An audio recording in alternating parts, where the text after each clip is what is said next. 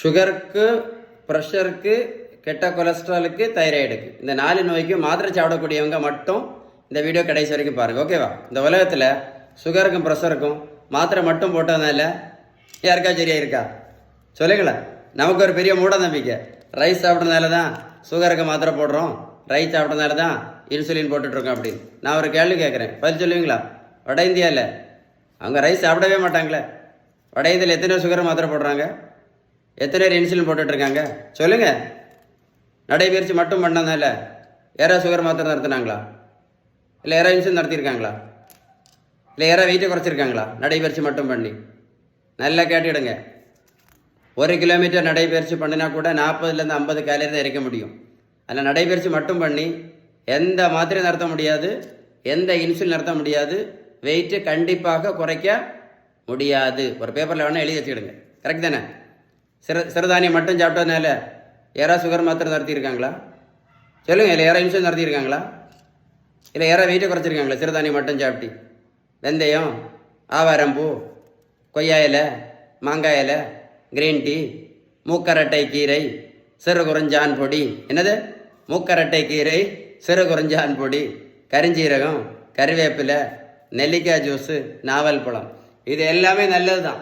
நான் என்ன கேட்குறேன், இது சாப்பிட்டதுனால யாராவது சுகர் மாத்திரை நடத்தியிருக்காங்களா? சுகருக்கு ஒரே ஒரு மாத்திரை போட்டுட்டு இருந்த பேஷண்ட் சுகருக்கு மட்டும் இப்போ 4 மாத்திரை போட்டுட்ருக்காங்க. சுகருக்கு மாத்திரை மட்டும் போட்டுட்டு இருந்த பேஷண்ட் இப்போ இன்சுலின் போட்டுட்ருக்காங்க. இப்போ வெந்தயம், கறிவேப்பிலை, கரிஞ்சீரகம், மாங்காயில், கொய்யாயில், நடைபயிற்சி, சிறுதானியம், அமெரிக்கா தானியம் எல்லாம் சாப்பிட்ட பிறகு நல்லா கேட்டுடுங்க. மருத்துவத்துள்ள ஸ்டாண்டர்ட் புத்தகம் ஹாரிசன். அந்த புத்தகம் என்ன சொல்லுது அப்படின்னா, sugar, pressure, cholesterol, fatty liver, பித்தப்பைக்கல், தைராய்டு, பிசிஓடி, பிசிஓஎஸ், உடல் பருமன், இது எல்லாத்தையும் அவங்க சொல்லக்கூடிய ஒரே ஒரு treatment, correct treatment, balance diet மட்டும்தான். ஏன் அப்படின்னா, பேலன்ஸ் டயட் நீங்கள் கரெக்டாக ஃபாலோ பண்ணினா மட்டும்தான் இந்த இன்சுலின் ரெசிஸ்டன்ஸ் என்ன ஆகும், முழுமையாக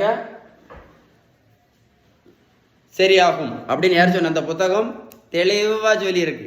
உங்களுக்கு பேலன்ஸ் டயட்டை பற்றி ஏதாவது சந்தேகம் இருந்தால் மட்டும் இந்த நம்பரில் கண்டிப்பாக கால் பண்ணி பேசுங்க. நீங்கள் பேலன்ஸ் டயட் கடைபிடிக்காமல் மாத்திரை இன்சுலினை மட்டும் போட்டுட்டு இருந்தீங்க அப்படின்னா இந்த மாதம் குறையும், அடுத்த மாதம் கூடும், அடுத்த மாதம் குறையும், இந்த மாதம் குறைஞ்சாலும் நீங்கள் 50 வருஷம் இதே மாத்திரை சாப்பிட்டாலும் நோய் கண்டிப்பாக முழுமையாக குணம் அடையாது அப்படின்னு இந்த புத்தகம் தெளிவாக சொல்லுது. புத்தகமே சொல்லியாச்சு, பேலன்ஸ் டயட்டு ஃபாலோ பண்ணி தானே ஆகணும், வேறு வழி இல்லை. வீடியோ சேவ் பண்ணி வைங்க, ஒரு கூட போட்டு கேளுங்க, அப்போ தான் உங்களுக்கு கரெக்டாக புரியும். வீடியோ ஷேர் பண்ணி கொடுங்க.